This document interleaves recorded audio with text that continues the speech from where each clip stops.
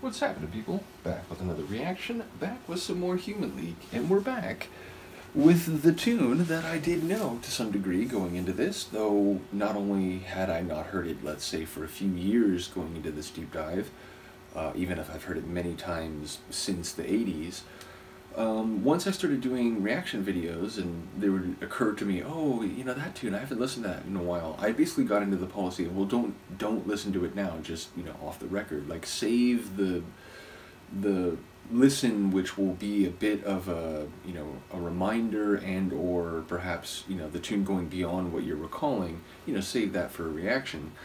So yeah, I haven't heard this in years, I think, but I do know it on some level, and ultimately it's a tune I remember making a really big impact in the US. I remember hearing it on the radio as a kid.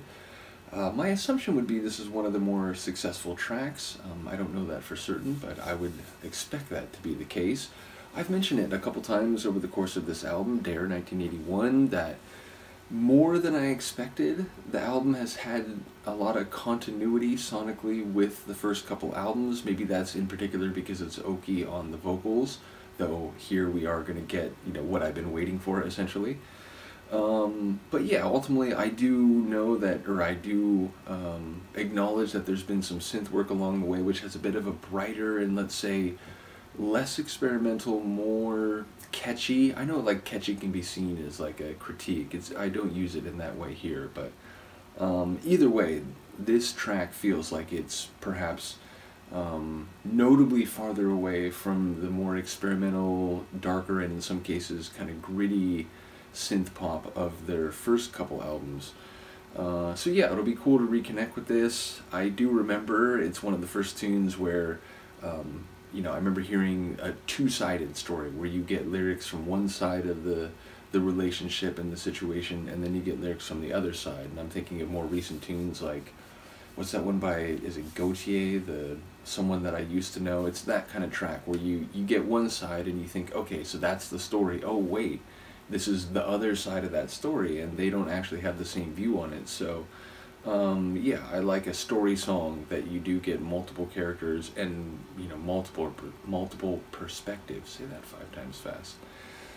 So yeah, without any further ado, let's hear it. This is the Human League, and I assume one of their major hits, if not the major hit, Don't You Want Me, the final track on their 1981 album Dare, though once again, shout out to Han Solo for sharing an expanded folder for this, and indeed there's a handful of bonus tunes, so we'll go through those. In any case, here we go. The Human League, Don't You Want Me, the final tune on Dare 1981.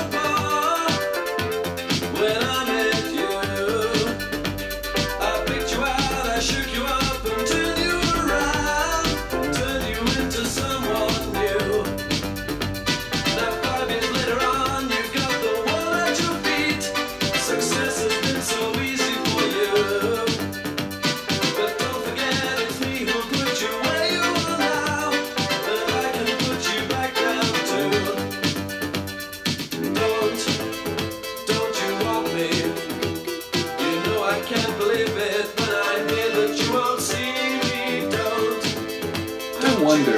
I never considered this when I was younger, but is this about someone?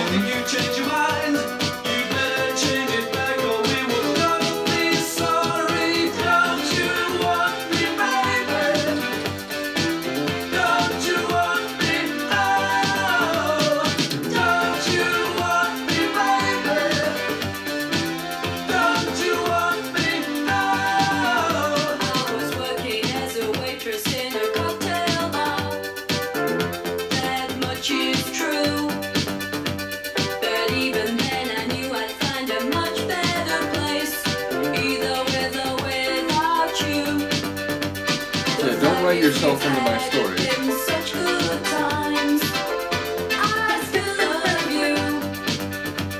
But now I think it's time I live my life on my own. I can't hold that against her. Don't you want me? You know I can't believe it when I hear that you won't see me. When I hear that you won't see me, he's not getting this rejection directly. You know I don't believe you when you say that you don't need me, especially left to find.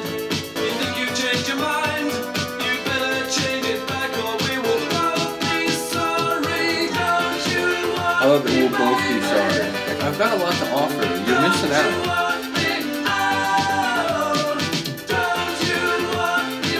That extended O.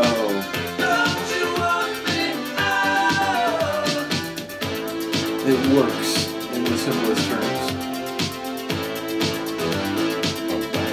But that synth-based riff,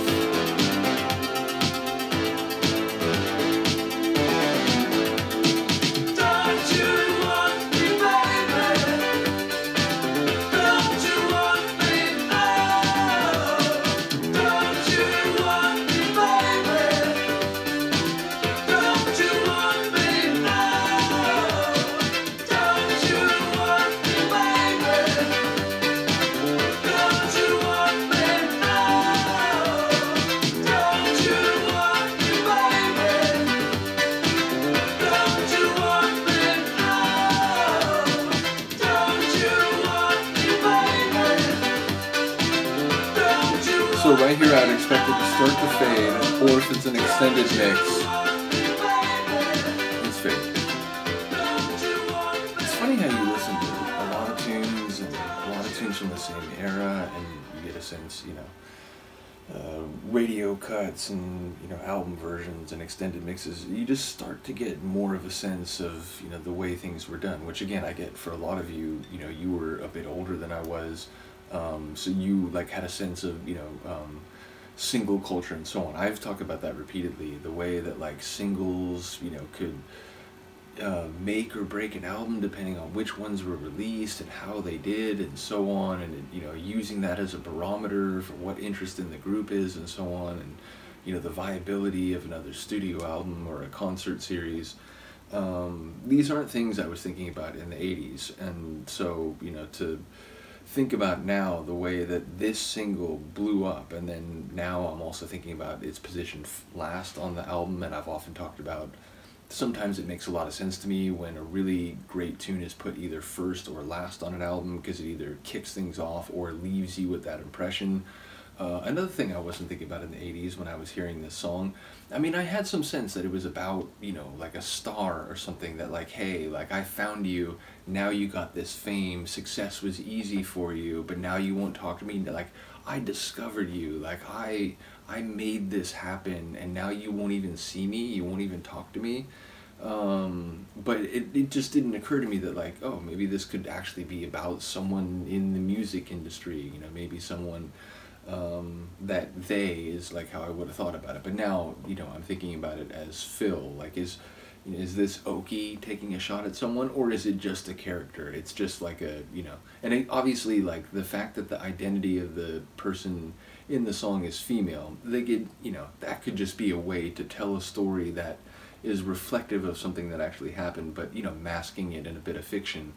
But either way, like, as I heard that this time, it was like, man, I wonder if this really is about someone real, and, you know, it was like essentially like a diss track, if you will. But it's interesting though, because like I think the song, it doesn't flatter the narrator. Like the narrator sounds a bit, not gonna say jealous, but they sound like hurt or like offended that the object of their emotions has, you know, moved on and doesn't consider them as an essential part of their story. Which again, like, I get the perspective of the female lines that like, hey, like, I resolved to make it, and, you know, that could have been with you, maybe it wasn't with you, like, you know, that wasn't an essential part of the story. So the fact that it didn't work out, hey, whatever, but that, you know, you were never like, you know, you had to be there with me, and like, because you were involved in that first part, that gave you automatic involvement in everything that happens after. So yeah, I'm inclined to sympathize toward the female lines or perspective in this track.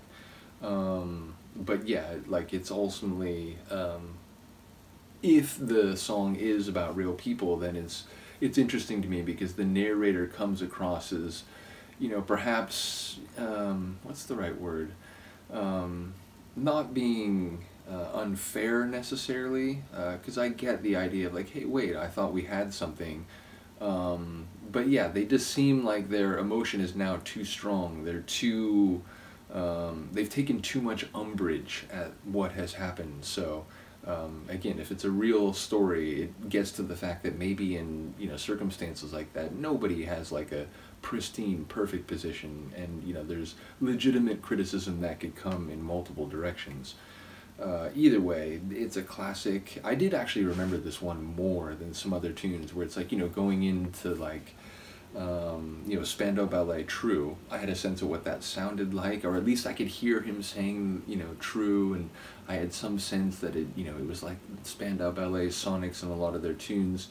But this one, I could hear that bass riff. I can hear that like, rapid fire kind of high, almost like harpsichordish type synth. I could hear multiple parts, not to mention that vocal extension, which, I do love the way that like, it's just something about the way that ends the melodic run that just fits perfectly. So I get why it was a major hit. I am curious to know if there were, tracks of theirs that actually hit bigger than this, because I know there were a couple of tunes that I went through on this album, not only that it's like, dang, this is a really good tune, but there were a few where people were like, this is actually my favorite Human League tune, and it wasn't this track, which is, is a massive hit, which I suppose that wouldn't be altogether surprising. There are a number of deep dives I'm going through where the band's like signature tune, if you will, is viewed, let's say, with mixed feelings by some of the more dedicated fans. So I do get how that can happen. Obviously, I've been thinking about that because of Aha and Take On Me, which, sort of was then a shadow hanging over the band and ultimately giving people maybe a warped perspective about the band, no matter how much time passed. But yeah, ultimately, fantastic tune. I get why it was a hit. Do let me know what you think of it. Once again, shout out to Han Solo, and as I said, there are multiple bonus tunes that we can go through. I think there's like 4, maybe 5. So yeah, we'll check those out. Do let me know what you think. I will see you then. Peace.